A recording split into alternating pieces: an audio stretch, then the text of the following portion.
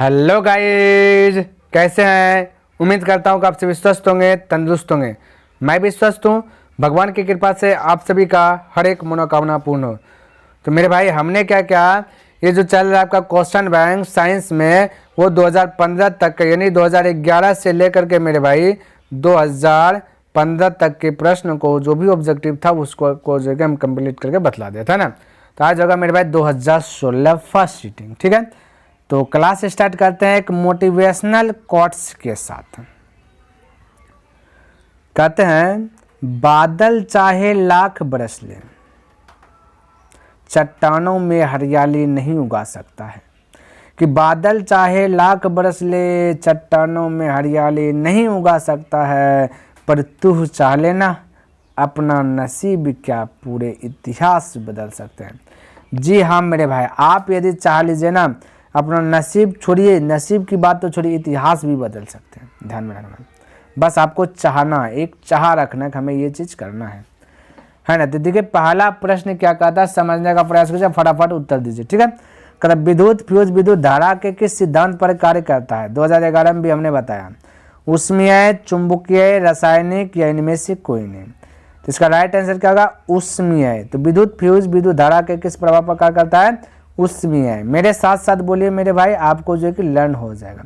देखिए, ये 2011 में भी पूछा है, हमने वहाँ पे सैंपल में रखा कि भाई देखिए 2011 में भी आपने पढ़ चुका। ठीक है, तो देखिए प्रश्न क्या दिएगा, कहता किसी कुंडली का प्रतिरोध ज्ञात करने के लिए सूत्र। कहता कोई कुंडली का प्रतिरोध ज्ञात करेंगे तो उसके लिए सूत्र क्या है, आर बराबर भी गुना आई, आर बराबर भी बटा आई, आर बराबर आई बटा भी, आर बराबर भी माइनस आई। इसका राइट आंसर बोलिए मेरे भाई। तो इसका राइट आंसर क्या होगा, ऑप्शन नंबर बी करेक्ट हो जाएगा, आर बराबर भी बटा आई। यानी कि किसी भी कुंडली का प्रतिरोध ज्ञात करने का सूत्र क्या है, आर बराबर भी बटा आई। ठीक है, चलिए आगे यहाँ देखिए, कहता बैटरी से किस प्रकार की धारा प्राप्त होती है। यानी कि बैटरी से जो है कि किस प्रकार की धारा प्राप्त होती है ये बता दो। तो मेरे भाई, बैटरी से जो कि दिष्ट धारा प्राप्त होती है। कौन सा दिष्ट धारा प्राप्त होती है, ध्यान में रखना।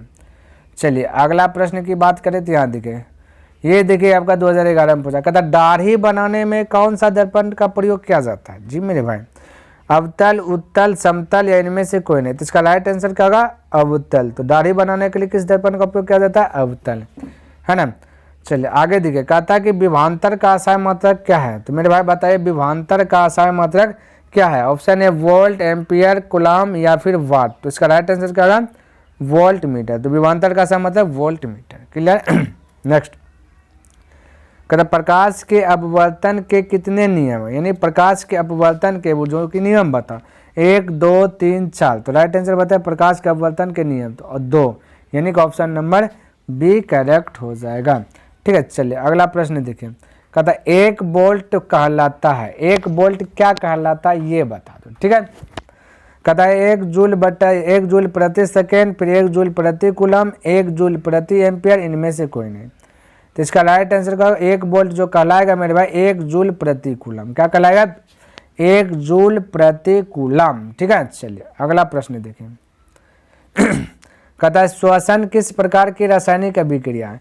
कहता है जो श्वसन लेते हैं वो कौन सा रासायनिक अभिक्रिया ये बता दो। ठीक है, उपचयन, संयोजन, ऊष्माक्षेपी, ऊष्मा शोषित। इसका रासायनिक, इसका बताए कौन। कहता है श्वसन किस प्रकार का रासायनिक अभिक्रिया, ऊष्मा शोषी, ऊष्मा शोषी रासायनिक अभिक्रिया। ठीक है, चलिए 9 नंबर। कहता कौन विद्युत का सर्वोत्तम जो कि सुचालक है, कॉपर, एज, है ना, और एल, एल्यूमिनियम और एफ। ठीक है, ये सब। तो इसमें से आपको बताना क्या है कि सर्वोत्तम सुचालक एजी हो जाएगा, ऑप्शन नंबर बी हो जाएगा। ठीक है मेरे भाई, क्या आ जाएगा, ऑप्शन नंबर बी। ठीक है, चलिए कहता कि आवर्त सारणी के उदग्र स्तंभों को क्या कहते हैं। आवर्त सारणी के उदग्र स्तंभों को क्या कहते हैं, वर्ग, आवर्त, अपरूप या इनमें से कोई नहीं। तो इसका राइट आंसर क्या होगा, वर्ग। यानी आवर्त सारणी के उदग्र स्तंभों को क्या कहते हैं, वर्ग कहते हैं। क्लियर है। आगे कहता है निम्नलिखित में से कौन उपधातु है। क्या उपधातु खोजना है। ठीक है, क्या खोजना मेरे भाई, उपधातु खोजना है। बोला FeSUNISB। तो उपधातु क्या होगा मेरे भाई, SB होगा। क्या होगा, SB, यानी ऑप्शन नंबर डी करेक्ट हो जाएगा। अगला देखिए, अगला कहता है पीतल क्या है, धातु है, अधातु है, मिश्र धातु है, उपधातु है। तो पीतल मेरे भाई एक मिश्र धातु है। पीतल जो बना है वो मिश्र धातु से बना है, मिला जुला के धातु का यूज किया, एक धातु का यूज नहीं किया गया, ठीक है। यहाँ पर कहता है कि अम्लीय विलयन का पीएच मान होता है, अम्लीय विलयन का पीएच मान होता है, ये बताना है। ऑप्शन है 7, 7 से कम, 7 से अधिक, इनमें से कोई नहीं।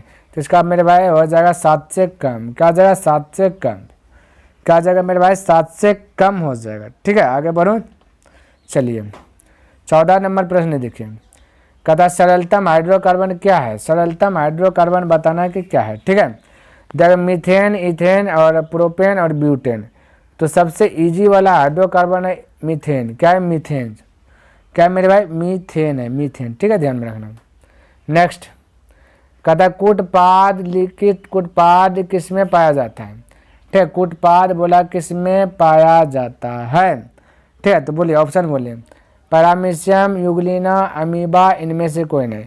तो कूटपाद की बात बोले मेरे भाई, क्या होगा मेरे भाई अमीबा। तो कूटपाद किसमें पाया जाता है, अमीबा, अमीबा, अमीबा, ठीक है।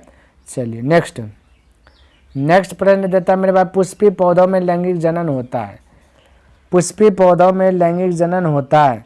तो मेरे भाई पुष्पी पौधों में लैंगिक जनन बताए, पत्तियों द्वारा, फूलों द्वारा, तनों द्वारा, इनमें से कोई नहीं। तो इसका राइट आंसर क्या होगा मेरे भाई फूलों द्वारा। पुष्पी पौधों में लैंगिक जनन फूलों द्वारा होता है, किसके द्वारा, फूलों के द्वारा होता है, ठीक है। अगला देखिए, कहते निम्न में कौन उत्सर्जी अंग है, उत्सर्जी मतलब खराब अंग है, ब्रेक या अग्न्याशय या आँख, इनमें से कोई नहीं। तो इसका राइट आंसर क्या होगा मेरे भाई वृक होगा। खराब अंग क्या है, वृक है, क्या है वृक, वृक, वृक, वृक, ठीक है। ऑप्शन ए हो जाएगा। नेक्स्ट 18 में कहता शुक्राणु बनता है, कहता शुक्राणु जो है कि कहाँ पे बनता है ये बता दो, ठीक है। ऑप्शन है वृषण में, गर्भाशय में, मूत्राशय में, अंडाशय में। तो शुक्राणु मेरे भाई आपका जो बनता है वो गर्भाशय में बनता है, किस में बनता है, गर्भाशय में। आगे 19 नंबर कहता निम्न में से कौन प्राकृतिक संसाधन नहीं है, ठीक, निम्न में से कौन प्राकृतिक संसाधन नहीं है ये बताना है। ऑप्शन है वायु, मृदा, जल, जीवधारी। तो प्राकृतिक संसाधन जीवधारी नहीं है, ठीक है। तो ऑप्शन नंबर डी हो जाएगा। 20 नंबर देखिए, देखिए ये आपका 2013-15 में खूब पूछा गया, सब्जेक्टिव भी हो सकता है। कहता इंसुलिन की कमी से कौन होता है, कौन रोग होता है, घेंगा, बौनापन, मधुमेह या फिर इनमें से कोई नहीं।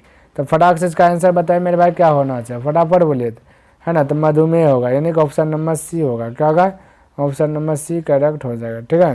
तो उम्मीद करता हूँ मेरे भाई कि यह वीडियो आपको पसंद आया होगा। यदि पसंद आया तो इस वीडियो को लाइक कर दें और अभी तक सब्सक्राइब नहीं किया तो इस चैनल को सब्सक्राइब कर दें। कमेंट करके बताइए कि यह वीडियो आपको कैसा लगा, क्योंकि कमेंट करते तो कहीं ना कहीं मोटिवेट मिलता है और उस मोटिवेट चीज़ों को प्रत्येक दिन वीडियो अपलोड करने में सक्षम हो पाते हैं। तो नेक्स्ट दिन मिलेंगे इनसे आगे लेकर के, तब तक के लिए धन्यवाद। जय हिंद, जय भारत।